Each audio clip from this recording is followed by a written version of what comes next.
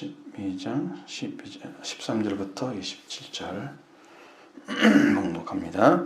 그들이 예수의 말씀을 책잡으려 하여 바리새인과 헤롯 땅 중에서 사람을 보내매 와서 이르되 선생님이여 우리가 아나니 당신은 참되시고 아무 거리끼는 일이 없으시니 이는 사람을 외모로 보지 않고 오직 진리로서 하나님의 도를 가르치심이니 이나이다. 가이사에게 세금을 바치는 것이 옳으니까 옳지 아니하나이까.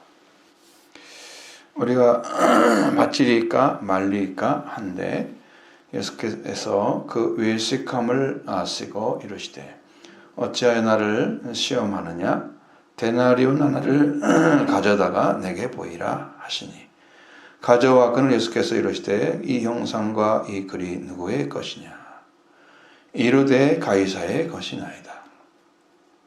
예수께서 이르시되 가이사의 것은 가이사에게 하나님의 것은 하나님께 바치라 하시니 그들이 예수께 대하여 매우 놀랍게 여기더라. 부활이 없다 하는 사두개인들이 예수께 와서 물어 이르되 선생님이여 모세가 우리에게 써주기를 어떤 사람의 형이 자식이 없이 아내를 두고 죽으면 그 동생이 그 아내를 취하여 형을 위하여 상속자를 세울지니라 하였나이다. 7형제가 있었는데 마지가 아내를 취하였다가 상속자가 없이 죽고 둘째도 그 여자를 취하였다가 상속자가 없이 죽고 셋째도 그렇게 하여 7이 다 상속자가 없었고 최후의 여자도 죽었나이다. 7사람이 다 그 아내를 취하였으니 부활 때에 그들이 살아날 때에 그 중에 누구의 아내가 되리이까. 예수께서 이르시되 너희가 성경도 하나님의 능력도 알지 못함으로 오해함이 아니냐. 사람이 죽은 자 가운데서 살아날 때에는 장가도 아니 가고 씹도 아니 가고 하늘에 있는 천사들과 같으니라. 죽은 자가 살아난다는 것을 말할진대 너희가 모세의 책 중에 가시나무 떨기에 관한 글에 하나님께서 모세에게 이르시되 나는 아브라함의 하나님이요 이삭의 하나님이요 야곱의 하나님이로다 하신 말씀을 읽어보지 못하였느냐. 하나님은 죽은 자의 하나님이 아니요 산자의 하나님이시니라. 너희가 크게 오해하였도다 하시니라. 아멘. 세금의 문제를 하나를 묻죠. 그리고 두 번째로는 부활 때 일어나는 일들에 대해서 물어봤어요. 이 세금에 대한 것은 그것은 이제 그들이 예수님께 나온 목적이 따로 있습니다. 예수님을 책 잡는다 그랬죠. 책 잡으려고. 뭔가 부족하게 설명을 해서 그들이 그걸 가지고 아주 떼거지처럼 모여가지고 공격을 하겠죠. 뭉쳐서 잘못 대답했다 이래가지고 막 소문을 퍼뜨리는 거죠. 그렇게 하기 위해서 예수님을 바리새인과 헤롯 땅 중에서 똑똑한 사람을 골랐겠죠. 그리고 그들을 보냈습니다. 선생님, 이제 예수님한테 와서 선생님이요 우리가 아는데 당신은 참되시고 아무도 거리끼는 일이 없으시니 사람을 외모로 보지 않고 오직 진리로서 하나님의 도를 가르치심이나이다. 예수님께서 이 말씀을 하실 때 그들이 어떻게 듣기를 원하느냐 그러면 대답을 할 수 없는 말을 대답을 할 수 없는 그런 질문으로 생각을 하고 예수님이 사람을 외모로 취하지 않는다고 진리로서 하나님의 도를 가르친다고 이렇게 미리 깔아놓는 거죠. 선수를 친 거예요. 이렇게 어떤 질문을 자기의 의도대로 대답하기를 바라서 이렇게 한 거예요. 그러면 가이사에게 세금을 바치는 것이 옳습니까? 옳지 않습니까? 이렇게 묻죠. 가이사는 이제 시저입니다. 로마의 총독, 황제를 가리키는 단어입니다. 로마의 황제. 여기가 안 나오는 것 같지만 황제가 나와요. 로마는 지금 유대를 지배하고 있는 나라죠. 그러니까 이 사람들은 그게 당연한 것처럼 생각을 하고 그게 세금을 바쳐야 되는, 이건 당연히 바쳐야 되는 것처럼 말을 하고 있죠. 당연히 자기 나라를 위해서 바쳐서 자기 나라에서 사용해야 되겠죠. 그게 원칙인데 그걸 누가 가져가요? 로마에서 가져가요. 가이사에게 바치는 가이사, 시저에게. 그러면 거기에 대해서도 반발하고 그걸 싫어하고 이게 이렇게 하는 게 아니라 그것을 바치는 것이 옳습니까? 옳지 않습니까? 이 말은 뭐가 포함되어 있어요? 세금을 받을 자가 따로 있는 것처럼, 또 다른 세금을 바쳐야 되는 것처럼, 이 말은 무슨 뜻을 가지고 있냐면 예수님이 주님이시거든요. 그러니까 주가 된다는 것은 이게 지금 임금이 둘이라는 뜻입니다. 그러니까 임금이 둘이면 어떤 임금에게 세금을 바쳐야 됩니까? 라는 것을 간접적으로 그가 주라는 사실, 주인이라는 사실을 빼놓고 예수님께서 대답을 잘못하시는 것을 책잡고자 해서 그렇게 질문하고 있어요. 그리고 우리가 바치리까 말리까 이렇게 물어보잖아요. 끝까지 디테일하게 끝까지 물어보는 거죠. 세금을 바치는 것은 성경에서나 어디서나 다 있는 일이에요. 왜냐하면 내가 땅에 소속된 사람이면 죽은 사람한테 세뇌라는 안 하죠. 땅에 소속되어 있으면 자기 나라에 속한 사람들, 어느 나라에 속한 사람이든지 나라를 지키기 위해서 세금을 내도록 돼 있어. 일을 하게 되면 어떤 일 하든지. 그러니까 예수님은 이제 그들의 의도를 모를 리가 없으시죠. 그들을 아셨습니다. 예수님 말씀 분명히 보셨죠. 외식함을 아시고 자기들은 외식함으로 사람을 보지 않고 벌써 어제 진리로서 하나님의 말씀을 가르치신다고 그렇게 예수님한테 말씀드렸죠. 그러니까 자기들의 그 질문이 진실한 것처럼 마치 그걸 덮으려고 하는 거예요. 그때 그들의 질문은 외식함의 질문이었다. 위선적인 거예요. 그러니까 앞에 보이는 것은 정말 좋게 선하게 보이는 것처럼 하고 속의 내용, 마음은 아주 악한 마음을 가지고 있는 거예요. 그러니까 예수님의 처음부터 질문이 책 잡으려고 이렇게 지금 이야기를 했잖아요. 그들은 예수님을 어떻게든지 문제를 삼아서 그를 제거할 명분을 지금 찾아가고 있는 거예요. 그것이 바로 외식하는 거예요. 참 진짜 내가 당신의 질문을 받는지 할 수 있는지 못하는지 내가 그것을 알려고 왔다고 이렇게 얘기했으면 거짓말을 한 건 아니잖아. 이제 그게 속이면서 한 말은 아니잖아. 근데 그것이 아니고 진리로서 도를 가르치신 하나님 말씀 가르치는 분이라고 막 이렇게 해놓고 자기들의 질문은 그 아래 질문을 하고 있는 거예요. 그럼 이런 삶을 이렇게 살고 있는 사람들은 가지고 있는 속성 자체가 아주 형편이 없는 하나님의 말씀 그리고 하나님의 살아계심과 전혀 관계가 없는 하나님께 바치는 것이라고 하면 하나님께 바치는 거고 그게 그 믿음이 안 가서 인간적으로 바쳤으면 인간으로 바치는 거지. 응? 그렇죠? 그것이 난 하나님께 바치고 있는 거야. 마음은 어떻게 돼 있어? 나는 하나님께 바치고 있지 않아. 이렇게 위선적으로 하면 그런 사람은 주님이 그냥 아신다. 그래도 외식함을 아시고 그렇죠? 완전히 위선자의 그 생각을 꿰뚫어 보신 거예요. 그러니까 우리는 주님 앞에 그 어떤 생각도 숨길 수가 없어요. 성경에 이런 말이 있잖아요. 예수님은 마음의 생각을 하시고, 이거 있죠? 사실이에요. 마음의 생각을 하신 하나님, 예수님. 보시죠. 내가 말을 하려고 할 때 마음에서 생각이 딱 떠올라서 말로 나오는 거예요. 그래서 마음에서 이렇게 해야지 하고 말을 꺼내려고 하는데 주님은 벌써 대답을 하셔.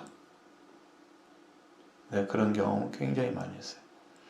그러니까 주님은, 하나님은 우리의 마음의 생각을 이미 다 읽고 계시는 거예요. 숨길 수가 없고 숨겨지지도 않아. 왜? 내가 하나님, 우리 아버지 창조하신 세계 안에 살고 있는 거예요. 내가 지금 지옥에 갔는 게 아니잖아요. 하나님 관계 끊어진 게 이 땅에 살고 있잖아요. 이 땅에 살고 있는 모든 사람 생각을 하시는 거예요. 그래서 죄인의 생각에는 하나님이 없다, 신이 없다, 신에 대한 지식이 없다, 하나님이 없다고 이렇게 한다는 거예요. 악인들의 모습에는 그 하나님 그거 알고 계시는 거죠. 생각을. 그들의 생각 속에 뭐가 들어있는지를 알고 계시는 거예요.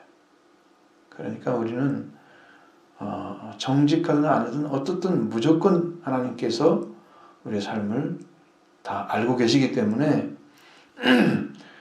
위선하지 않으려면 나의 삶을 그대로 인정해 드리는 거예요. 그거 아는 사람은 다 위선이에요. 꾸며대는 건 다 요새아니에요. 사람들은 그렇게 이해할지 모르지만 하나님은 너는 그게 아닌데 생각이 출발점 그거 아닌데 말은 그렇게 하고 있네. 그럼 이제 이중격이 되어버리는 거예요. 하나님 앞에서. 아주 악한 자가 돼요. 그렇게 하지 않고 진실을 말해야 돼요. 하나님은 절대 그렇게 나가지 않으십니다. 그래서 그들의 외식함을 이미 예수님이 아셨죠. 어찌하여 나를 시험하느냐고 물으셨습니다. 이것은 당연히 올바른 질문이 아닙니다.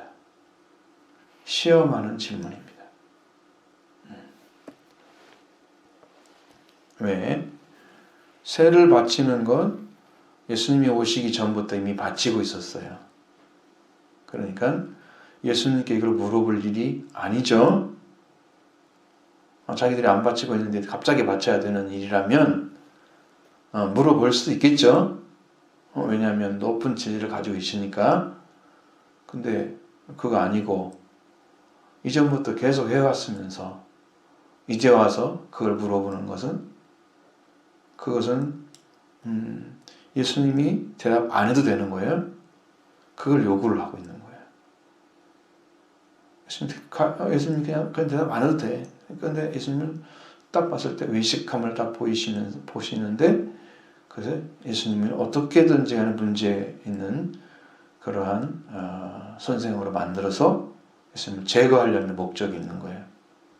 그래서 예수님이 어찌 나를 시험하느냐, 그리고 거기에 은으로 사용되어 있었던 데나리온 하나를 가져오라고 말씀하십니다. 예수님께 이제 데나리온 그때는 돈이 있었으니까 은전 같은 거 가지고 다니잖아요. 그 중에 하나를 갖다 딱 드리는. 저조한 데가 어디 있겠어요? 어디? 유대 나라겠어요? 다 이제 벌써 침략을 당하면 그거 다 주권을 뺏겨버리죠. 돈도 여기서 못 만들어. 그러니까 저기 로마에서 가져온 돈을 써야 돼. 응? 유대 나라에서 만들어서 그런 기술 주겠어요? 안 주죠. 왜? 돈 없으면 만들어 써버리면 되잖아요. 반발이 심할 거 아니에요? 이런 기술을 주지 않죠. 그러니까 로마에 건 거예요. 로마에서 누구를 상징해서 얼굴을 찍어 놓겠어요? 로마의 황제, 응? 황제의 얼굴을 형상을 만들어가지고 찍어 놨겠죠? 왜? 그래야 돈을 보면서라도 황제를 생각을 하죠? 황제를, 이분이 우리 황제야? 뭐 얼굴은 뭐 바로 볼 수 없는 시대니까 그렇게 해서 나라를 지배하는 자로 세우는 거지. 네, 그래서 예수님이 물어보는 거예요. 이 형상과 글이 누구의 것이냐 이렇게 물어보는 거예요. 가이사의 것입니다. 가이사 시죠. 뭐 예수님 올 때도 이제 황제 있었잖아요. 옥타비아누스, 그렇죠? 황제가 있었잖아요. 그렇게 황제들이 존재하기 때문에 황제 얼굴을 써놓고 그 다음에 황제 이름도 써놓은 것 같아요. 글이 나왔잖아요. 황제 이름도 다 써놨어요. 지금 그런 돈이 없겠죠. 연구를 해도 어디 찾아낼 수가 없을 거야. 근데 그거라는 사실은 알고 있었을 거야. 그러니까 대답을 한 것입니다. 예수님이 이제 말씀하시는 거예요. 가이사의 것은 가이사에게, 시적 것은 시적에게, 황제의 글이 새겨진 것은 황제에게 드려라. 근데 하나님 것은 하나님에게. 그러면 사람이 먹고 쓰는 것이 황제의 얼굴이 그려지고 황제 이름이 써 있는 돈이 전체는 아니죠. 사람들은 그 당시에는 아마 물물 교환도 충분히 가능했을 거고, 그러니까 사람들이 그게 시적 이름이 안 들어가 있는 것들은 하나님께 바칠 것들이 있을 거 아니에요. 그런 것들은 다 하나님께 바칠 수가 있어요. 그러니까 전혀 문제가 되지 않죠. 그렇게 얘기를 하니까 그들은 아무런 대답도 못하면서 놀랍게 여겼다. 그렇게 말합니다.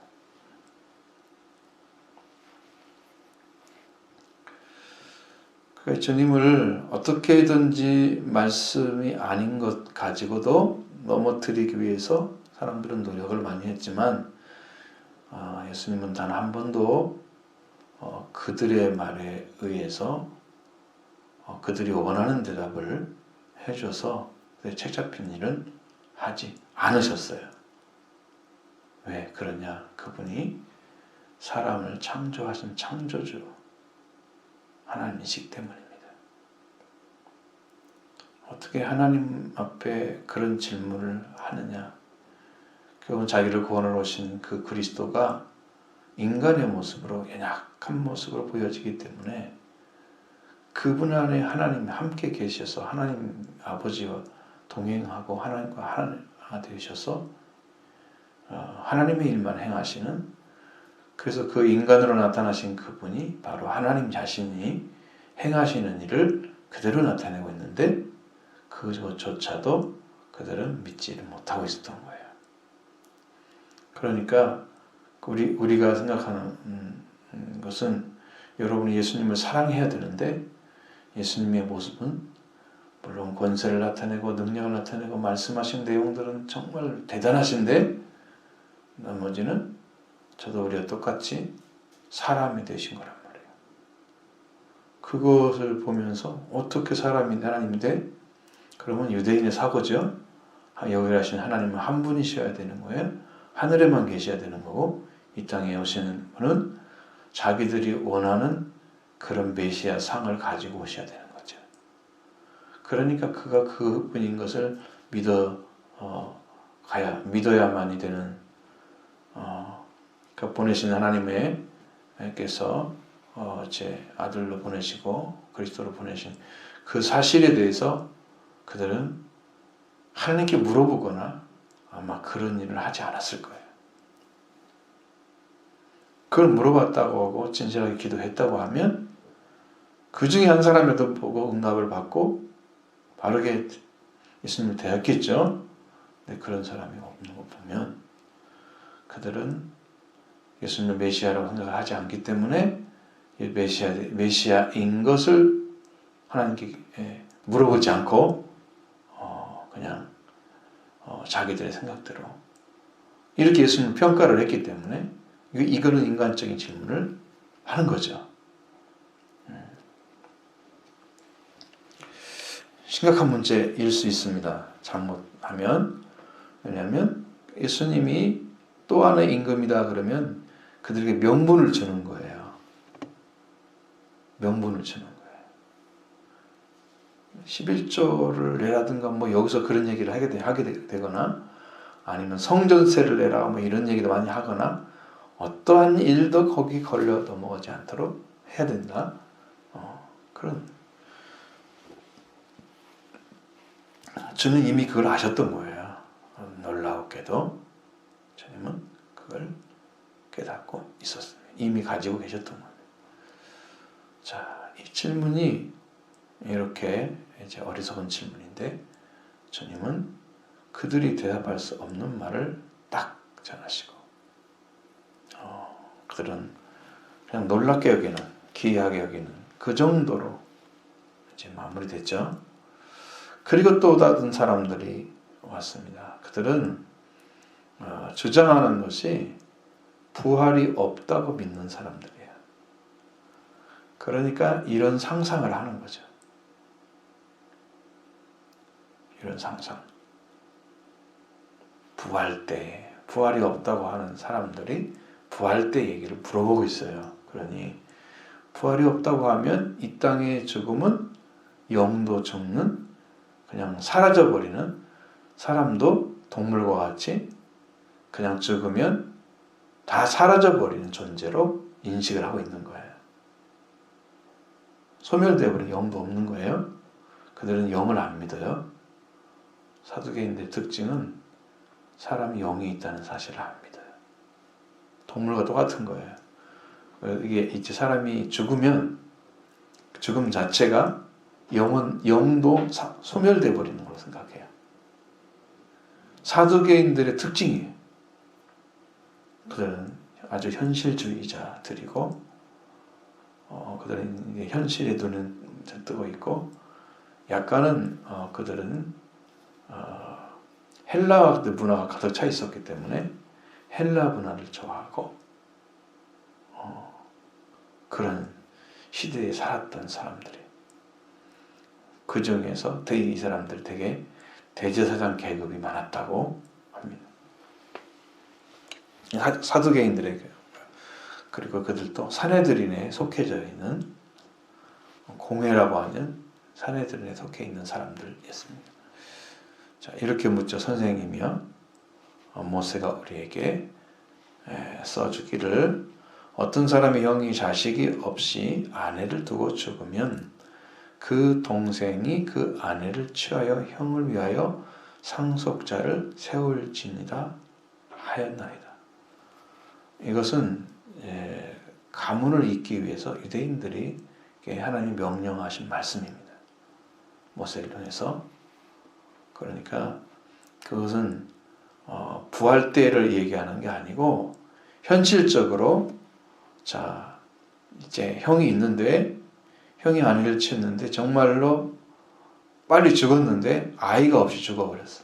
그러니까 그 아이가 없이 죽으면 그 대를 잇기 위해서 하나님께서 다 찾아가 그 아내와 결혼을 하도록 그렇게 만들어놨어요. 법적으로. 그 율법이잖아요. 그러니까 그렇게 하는 것은 가문을 위한 거였습니다. 지금 부활에 대한 얘기가 아니거든요. 그러니까 어리석은 거죠. 부활 얘기를 그걸로 부활 얘기를 가져올 방향이 아니잖아요, 말이. 근데 그런 무지, 하나님의 뜻과 목적을 잘 모르는 무지 이것 때문에 이런 어리석은 이야기를 하고 있는 거예요. 이런 질문을 안 했으면 예수님이 부활에 대한 얘기 안 하셨겠죠. 그러니까 성경에 기록되어 있는 거예요. 이 말이 실제로 있었을 거란 말이죠. 예수님께 와가지고 자 형제가 7형제가 있었다 그래요. 마디가 아내를 취하였어요. 아내 결혼을 했는데 상속자가 없이 죽었어요. 그러니까 둘째가 첫째 형수죠. 아내를 취했겠죠. 그건 법이니까. 그런데 이제 그 이야기가 그걸로 맞춰야 되는 거거든요. 그걸로 맞춰야 되는데 둘째도 아이가 없이 또 죽었어. 이게 꿈이라는 이야기죠. 셋째가 또 되어버렸어요. 그 아내를 취했단 말이에요. 그리고 셋째도 그렇게 하다가 다 죽고 일곱 사람이 다 상속자가 돼서 없이 죽었단 말이에요. 최후에도 그 여자가 죽었어. 그러니까 계속 아이를 못 낳고 일곱 형제가 한 여자를 아내로 다 취했단 말이에요.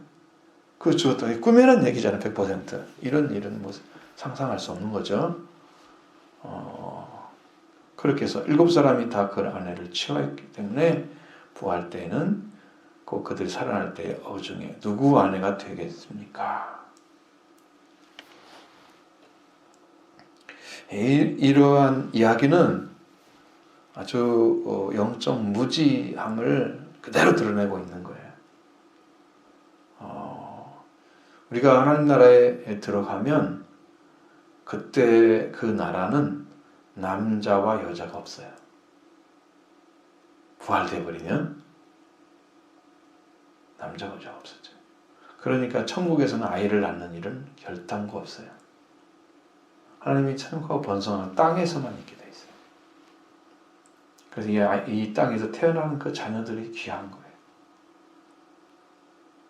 그 생명이 이 사람의 기능을 통해서 하나님 주신 거잖아요. 그건 생명과 번성하라. 그러니까 우리에게 주신 기능이니까 우리는 그런 삶을 살고 있잖아요.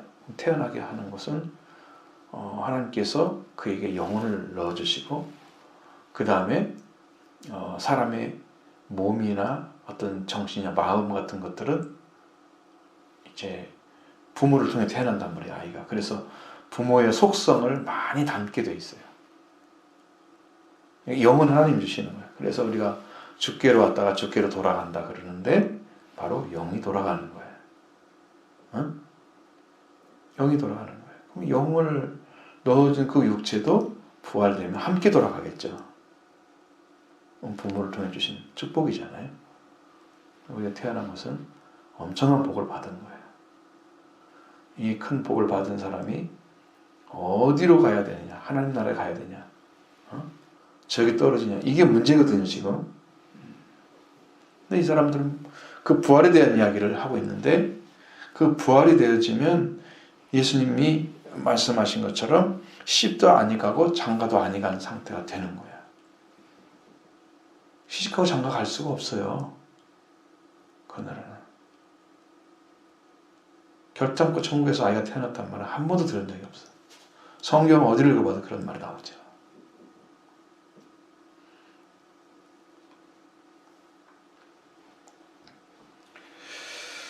그러니까 하나님의 성경도 하나님의 능력도 알지 못함으로 너희가 오해함이 아니냐. 예수님은 있는 것을 그냥 가르치는 거지 그들을 책망하기 위해서 말씀하신 건 별로 없어요. 책망한다는 것은 그들이 결론적으로 옳지 못한 삶을 살아서 멸망을 당하게 되는 자들에 대한 책망을 하시죠. 왜? 망하는 것에 대해서 칭찬할 리가 없잖아요. 그걸 긍정하면 안 되죠. 악이니까 악으로 지금 쫓아가는 거잖아요. 깨진 상태 그대로 지금 그냥 가버리는 거잖아요. 멸망으로. 그건 책망을 하시지만 이렇게 잘못된 것의 질문에 대해서는 책망을 하지 않아요. 오해했다고 얘기합니다.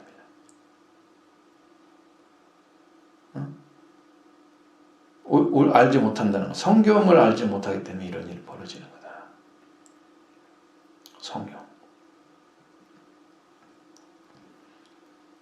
성경을 알지 못하면 무엇을 알지 못하느냐 그러면 하나님을 알지 못해요.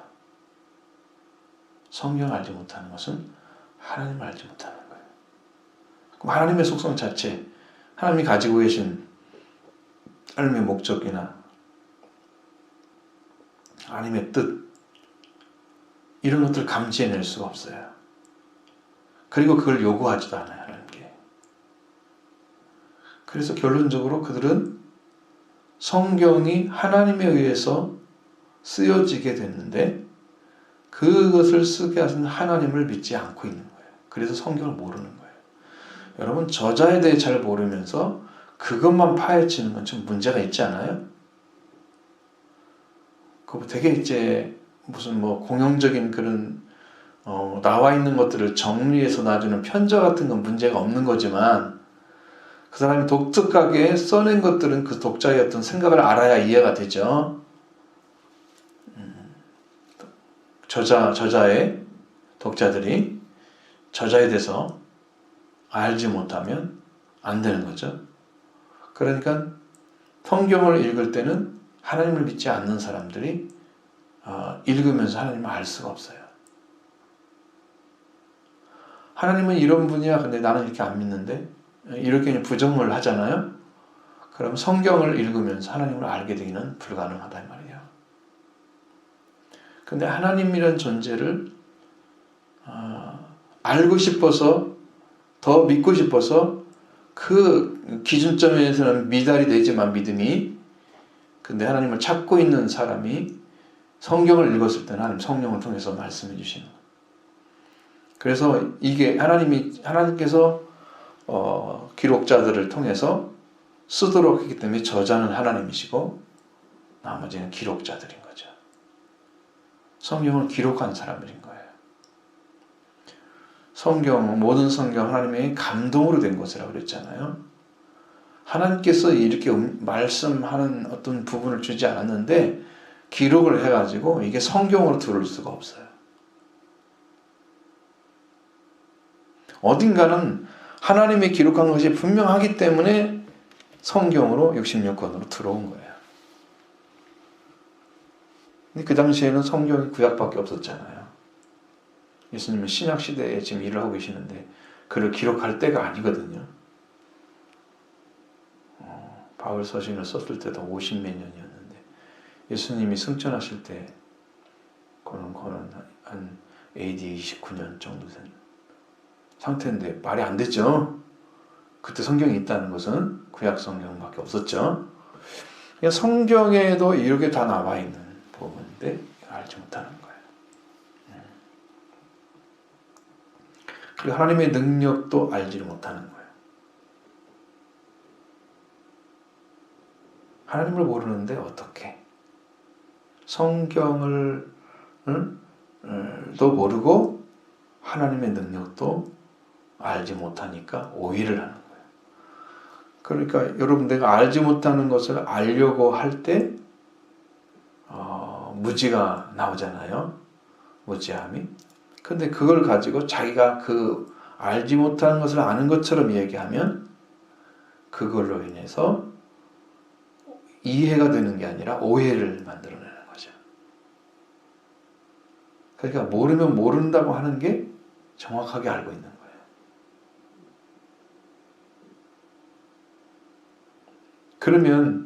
그러면 대화가 되지만 마치 아는 것처럼 여기 지금 질문한 사두개인이 마치 이렇게 되면 무슨 일이 어떤 예측을 할 때 아주 헷갈리겠구나. 7명이 아니 그 한 사람을 취했으니 누구의 아내가 되는지 정말 복잡하겠구나. 인간적인 계산이죠. 성경도 모르고 하나님의 능력도 모르는. 그러니까 이해를 바르게 못하고 오해를 하고 있는 거예요. 그러니까 여러분 이게 가져올 때 이 정확한 말씀을 믿고 오지 하면 그대로 하나님께서 허락해 주십니다. 가르쳐 주세요. 믿음도 하나님이 가르쳐 주는 계시의 믿음이어야 돼요. 베드로가 고백한 것처럼 당신은 그리스도이시가 하신 하나님의 아들이라고 고백한 아버지가 가르쳐 줬다고 말씀하시잖아요.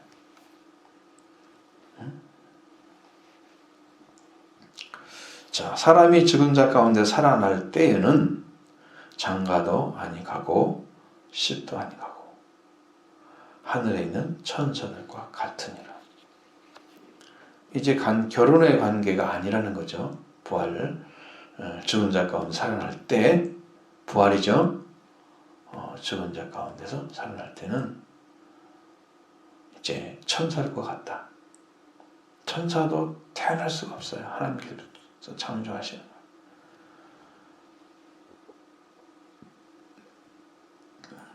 하나님께서 지금도 창조하시나 지금 잘 모르죠. 우리가 천사에 대해서는. 사람은 지금 계속해서 이 땅에서 어쨌든 결혼을 하게 되면 하나님께 주신 대로 그런 생과 번성하는 그 복을 이 땅에서 행할 수 있도록 사람을 창조할 때 이미 주신 거니까 그건 뺏어갖고 그러면 안 있잖아요. 주신 거니까 그래서 하는 거죠. 그대로. 그래서 사람이 태어나. 그런데 하늘에 있는 천사와 같다. 그러면 천사는 시집간다는 말이 없고 장가간다는 말이 없어. 물론 천군도 있고 천사가 있지만 그런 일은 생기지 않습니다. 영체는 태어나게 할 수가 없는 거예요. 영체는 영혼적으로 태어나게 하시는 거예요. 그러니까 부활이 되면 영체가 되잖아요. 응? 영적인 부분만 태어나. 사람의 관계가 아니에요. 이 땅에 사는 삶의 관계가 아니에요. 내가 이제 아브라함을 만나면 형제가 되는 거예요. 여러분, 우리가 몇 대죠 할아버지겠어요? 될 수도 없겠죠? 그 정도 차이가 나는 분인데도 감히 형제가 돼. 천사들은 그게 없어요. 하나님의 세운 권세 있는 그런 천사들도 있지만, 그것을 이제 그런 권세를 말하려고 하는 게 아니잖아요. 우리가 살아난다는 것은, 죽은 자 살아난다는 것을 말한다면, 너희가 모세의 춤, 가시나무 떨기에 관한 그런 글에 하나님께서 모세에게 말씀하신 것과 똑같다. 그렇죠. 나는 아브라함의 하나님이요, 이삭의 하나님이요, 야곱의 하나님이로다 하신 말씀을 읽어보지 못하였느냐. 첫 번째 나오죠. 하나님께서 아브라함과 이삭과 야곱에게 언약하신 것을 기억하셔서, 그리고 이스라엘이 부르짖는 소리를 들으시고 그들을 고난에서 건져내시는 것을 시작하시려고 준비를 하시는. 나중에 이제 모세에게 나타날 때 가시떨기에 불이 붙어서 내가 가봐야 되겠다. 왜 불이 안 타고 있는지. 그때 하나님께서 그 모세에게 말씀하신 것은 나는 아브라함의 하나님, 이삭의 하나님, 야곱의 하나님이라고 하나님 밝게 말씀하시는 거예요. 그래서 내가 이렇게 하겠다고 약속을 쭉 말씀하시죠. 자, 왜 아브라함, 이삭, 야곱 이 세 사람을 얘기를 했을까? 그러면 그것은 분명하게 하나님 안에 산자가 되어 있는 자, 그들은 지금도 살아있기 때문에 그들이 하나님이 되어주신 거예요. 지옥에 있는 유다의 하나님 될 수가 없죠. 살아계신 하나님과 함께 있는 자의 하나님 되어주신 거예요. 그들과 살아계신 하나님과 관계 안에서 완전하게 하나님의 말씀을 이루어갔기 때문에 그들과 함께 계시는 거예요. 아브라함의 생애 동안 하나님 함께 계셔서 그들을 산자의 삶으로 바꿔놨잖아요. 이삭도 하나님께 산자의 삶으로 바꿔놓으셨어요. 동행하시면서. 야곱도 야복강에서 축복을 달라고 해서 하나님과 씨름에서 이겼다고 말씀하시고 이스라엘을 바꿔줬죠, 이름을. 그러니까 하나님과 관계에서 산자가 된 사람과 관계하면 그 삶 속에 깊이 개입하셔서 그를 산자가 되게 하셔서 하나님 관계 안에 영원히 살게 하신 그 사람의 이름으로 일컬어진 거예요. 야곱의 하나님이다. 그렇게. 누구의 하나님이에요? 셈의 하나님 찬양하라. 그러면 셈과 함께 계신 하나님이 찬양을 받으시는 거지. 셈 속에 역사했던 하나님이 찬양을 받으시는 거예요. 이게 산자의 하나님이신가? 죽은 자의 하나님이 아닌 거예요.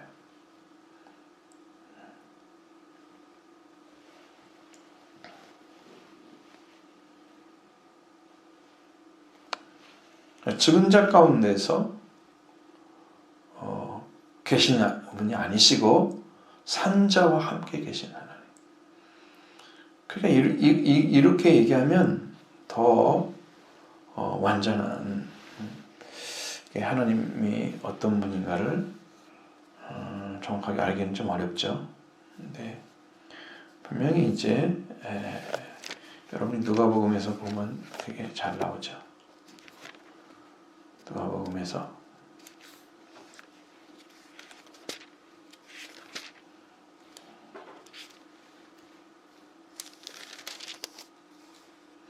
20장에서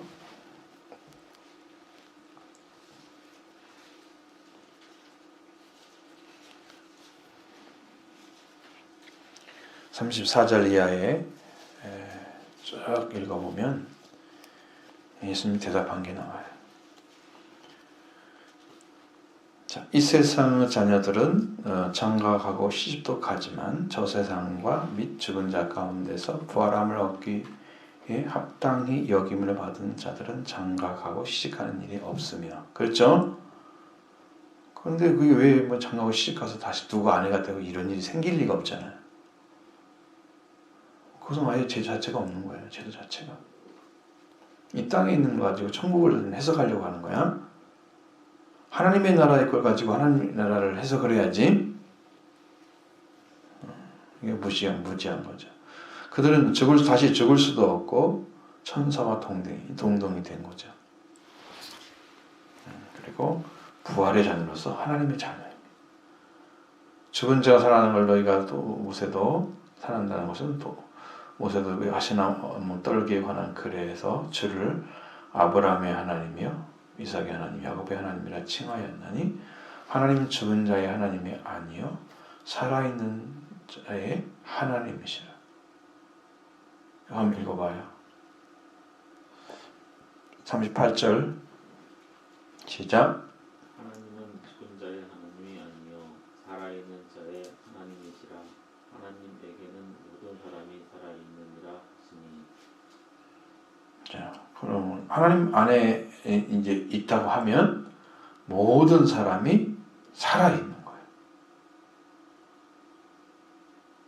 그러니까 여러분 하나님 안에 들어갔느냐 못 들어갔느냐 이것은 내가 살았느냐 죽었느냐가 결정되는 거예요. 예수님을 통해서 하나님의 자녀가 되는 것은 하나님 안에 들어가는 건데 산자만이 하나님 안에 들어가는 거예요. 반대로 얘기하면 하나님이 예수님을 통해서 살려서 우리가 하나님의 안으로 들어가는 거예요. 하나님의 산자, 하나님은 죽은 자의 하나님이며 산자의 하나님이기 때문에 하나님에게는 모든 사람이 살아있느니라. 하나님과 관계에 맺어졌다 그러면 살아있는 자인 거예요. 이 땅에 기식을 하고 밥을 먹고 살면서 하나님에게서 살아있는 자가 안 되면 이게 이제 문제인 거죠. 신앙인들이 이 삶을 얻어내는 것이 이게 믿음인데 이 자체가 믿음인 거예요. 하나님에게서 모든 사람이 살았느니라. 하나님에게는 모든 사람이 그러니까 하나님 안에 하나님이 산자의 하나님이기 때문에 내가 살아있다고 하면 하나님과 관계가 있는 거고 내가 죽어있는 존재면 하나님 관계가 없는 거예요. 그냥 산자의 하나님이신 거예요.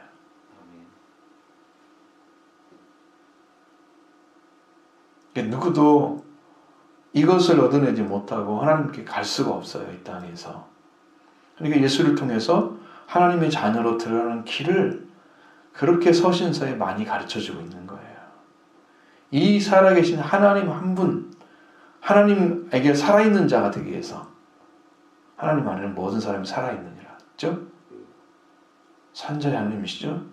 죽은 자의 하나님이 아니십니다.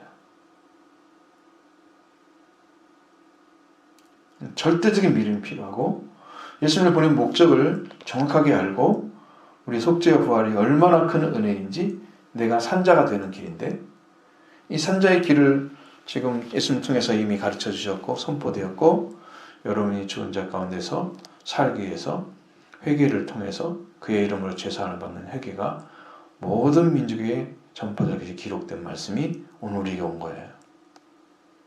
이 말씀을 듣고 회개를 해서 회개를 통해서 산자가 되라고 지금 하나님 그러시는 거죠. 그래서 복음을 전해주는 거예요. 자, 27절에 다시 돌아와서 27절에 보면 하나님은 죽은 자의 하나님이 아니요 산자의 하나님이시라. 너희가 크게 오해하였다. 여러분 이게 영적으로 알지 못하는 사람들은 오해만 하는 게 아니에요. 주장을 하잖아요. 잘못 이해한 것으로 끝나면 다행이죠. 그런데 자기들이 맞다고 주장하고 그걸 가르쳐고 후회를 만들어내잖아요. 잘못된 하나 잘못 가르쳐갖고 그 사람은 그걸로 믿고 있었는데 그거 하나 고치기가 얼마나 힘든지 아세요? 오죽하면 3살 버릇이 8까지 간다고 했을까요? 이게 지식이 하나 잘못 들어가서는 그 마음에 새겨지면 이게 변하지가 않아요. 그 사람이 바뀌어지는 것은 완전하게 회개를 하지 않고는 그 입혀진 잘못된 지식들, 가르쳐진 인식된 것들 그거 벗어내기 힘들어요. 안 벗겨지는 거야. 완전하게 회개하지 않고는 이게 벗어지지 않습니다. 그러니까 내 속에 뭐가 남아있기 때문에 내 속에 깊이 들어가면 그걸 반대하는 마음이 있는지도 몰라요. 그래서 말씀을 들어도 깊이 안 들어가고 막히는 거예요. 내 안에 형성된 이 죄 때문에 잘못된 오해가 무지를 가져오고 말씀을 이해하는데 장애가 되게 해서 올바른 신앙의 길을 막고 있는 그런 역사를 만들어가요.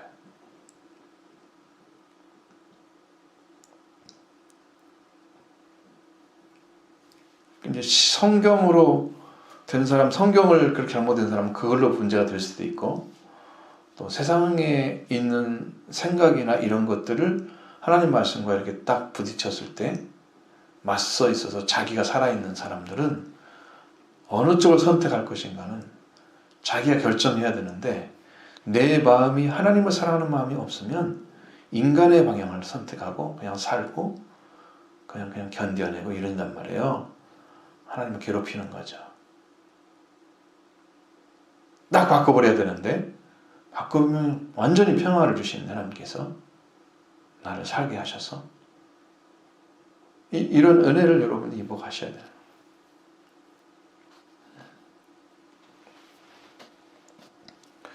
그러니까 이런 문제는 바로 오해에서 오는데, 오해가 그게 풀어질 리가 없잖아요.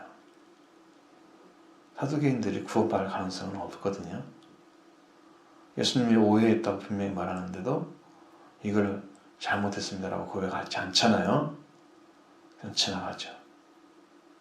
할 말을 못하는 거죠. 왜? 예수님이 너무 완전하게 얘기를 하시니 거기에 대해서 어떤 이야기를 할 수 있는 자기들의 지혜는 거기까지죠. 자기 지식들은. 그래서 더 이상 대화를 할 수가 없어요.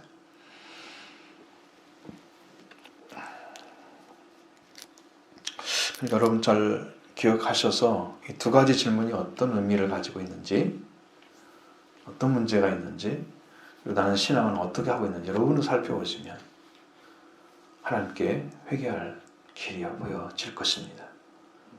그리고 은혜 중에 들어갈 수 있는 길도 또 성령께서 찾아주실 것입니다. 그래서 완전한 신앙으로 산자의 모습으로 들어가게 될 줄로 믿습니다.